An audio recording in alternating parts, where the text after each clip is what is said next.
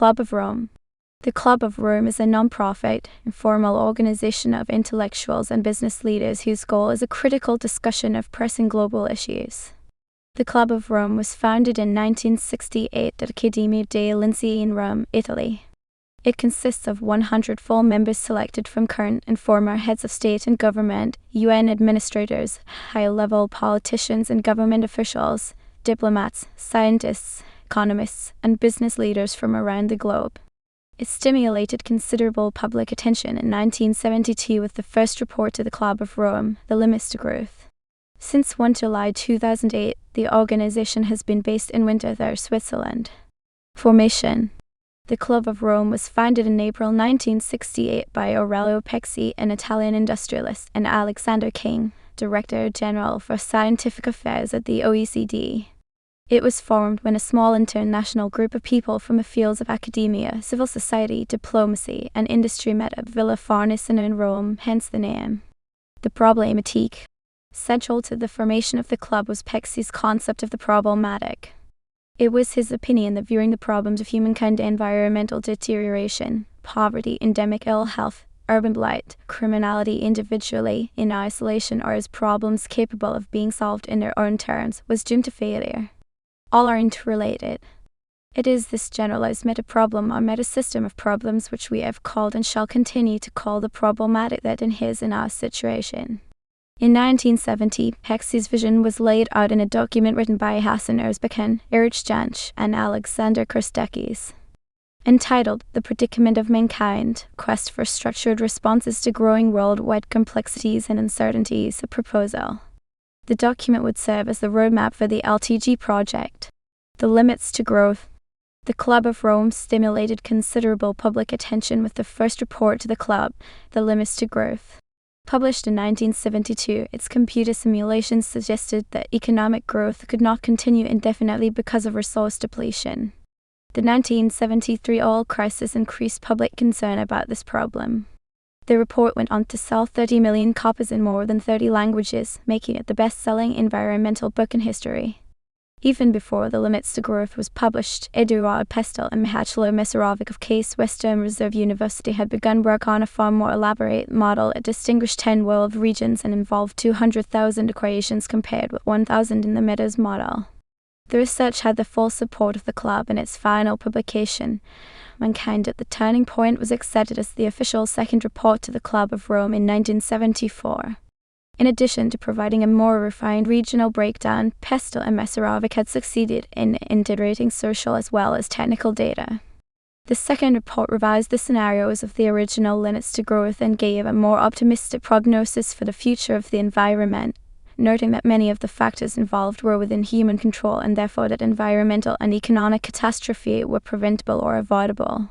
In 1991, the club published the first Global Revolution. It analyzes the problems of humanity, calling these collectively or in essence the problematique. It notes that, historically, social or political unity has commonly been motivated by enemies in common. The need for enemies seems to be a common historical factor. Some states have striven to overcome domestic failure and internal contradictions by blaming external enemies. The ploy of finding a scapegoat is as old as mankind itself. When things become too difficult at home, divert attention to adventure abroad. Bring the divided nation together to face an outside enemy, either a real one or else one invented for the purpose. With the disappearance of the traditional enemy, the temptation is to use religious or ethnic minorities as scapegoats, especially those whose differences from the majority are disturbing. Every state has been so used to classifying its neighbors as friend or foe that the sudden absence of traditional adversaries has left governments and public opinion with a great void to fill. New enemies have to be identified, new strategies imagined, and new weapons devised.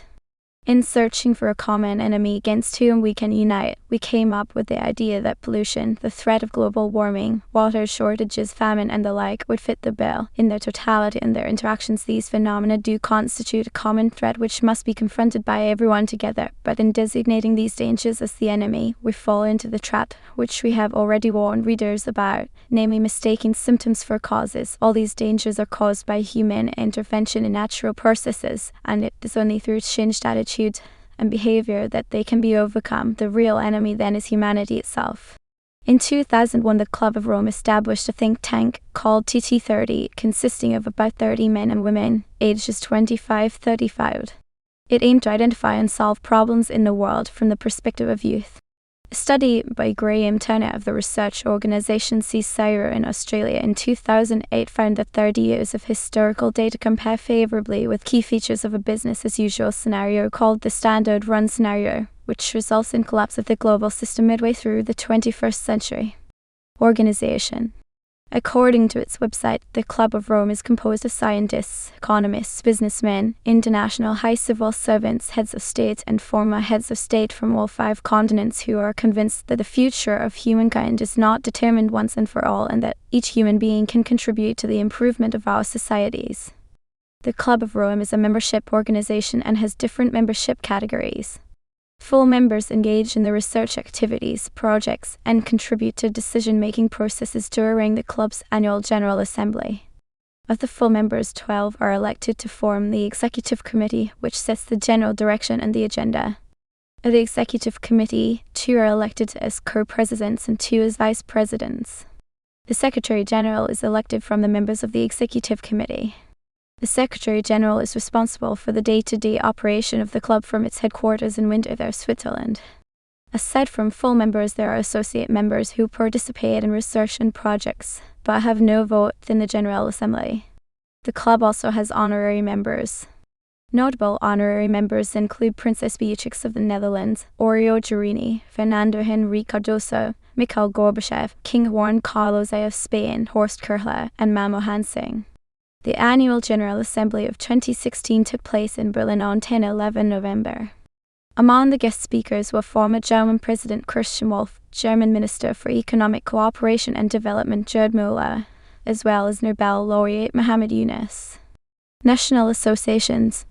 The club has national associations in 35 countries and territories. The mission of the national associations is to spread the ideas and vision in their respective countries, to offer solutions and to lobby for a more sustainable and just economy in their nations, and to support the international secretariat of the club with the organization of events, such as the annual General Assembly. Current activities. There have been 43 reports to the club. These are internally reviewed studies commissioned by the Executive Committee or suggested by a member or group of members or by outside individuals and institutions. The most recent as of 2018 is Come On! Capitalism, Short-Termism, Population and the Destruction of the Planet. In 2016, the club initiated a new youth project called Reclaim Economics. With this project, they support students, activists, intellectuals, artists, video makers, teachers, professors, and others to shift the teaching of economics away from the mathematical pseudoscience it has become. On 14 March 2019, the Club of Rome issued an official statement in support of Greta Thunberg and the school strikes for climate, urging governments across the world to respond to this call for action and cut global carbon emissions. In 2020, the Earth for All initiative was launched at the Race to Zero dialogue session on transformational leadership to explore potential transformational political and economic solutions for the 21st century. Led by the Club of Rome, the BI Norwegian Business School, and the Potsdam Institute for Climate Impact Research, a group of researchers and policymakers assessed global risks and identified 5 pathways to catalyze transformation and systemic change towards sustainability, energy, food, poverty, inequality, and population, including health and education. The results are published in the book Earth for All in 2022 alongside the 50th anniversary of the first Earth Summit in Stockholm and the initial publication of The Limits to Growth in 1972.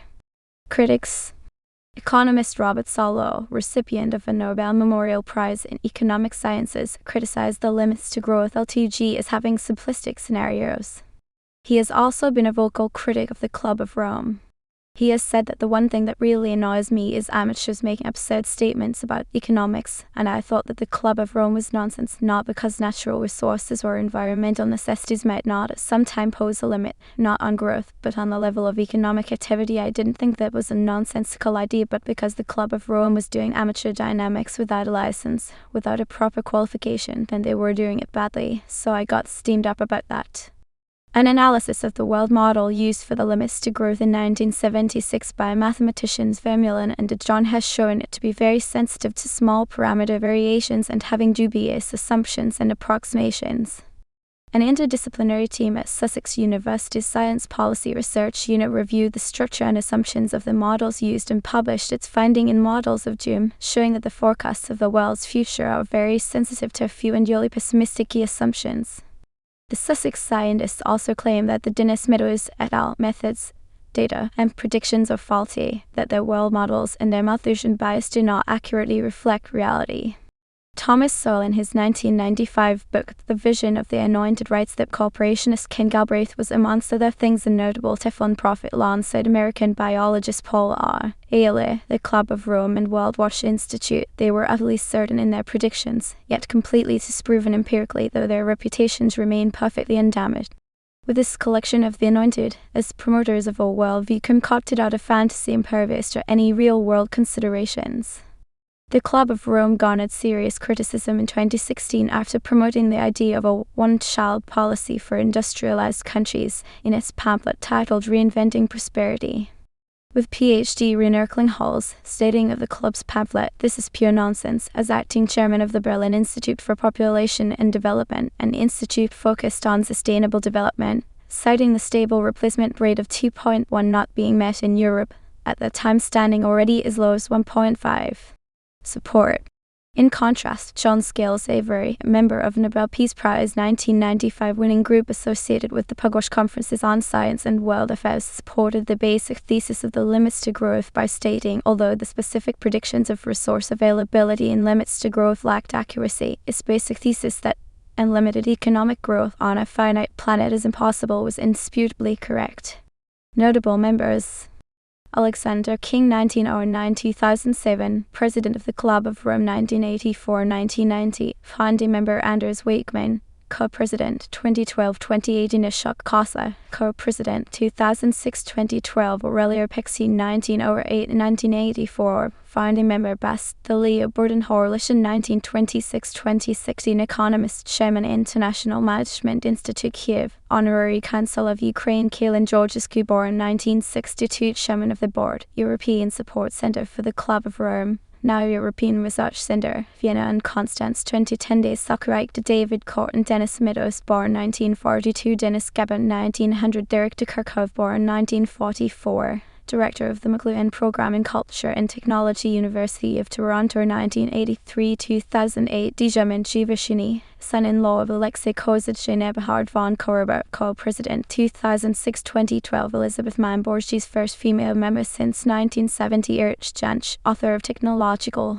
Focusing 1929-1980 Ernst Aurich von Weizsäcker, co-president 2012-2018 Fernando Henrique Cardoso Frederick Sheen born in 1935, former Minister of Foreign Affairs of the Republic of China Taiwan Frederick Vesta 1925-2003 Graham Maxton Hans Peter Du 1929-2014 Hugo Thiemann 1917-2012 Ivor Slice John A. Platt 1980-1992 Joseph Stiglitz born 1943 Nobel Prize winning economist Georgian Wonders born 1945, BA Norwegian Business School Council for AstraZeneca K. Kristen Voller Ragnar Stutter Madi Elmanscher 1933-2040 Manvilla Ramphel, co-president since 2018 Max Kornstam, former Secretary General of the X 1914-2010 Michael Calvin.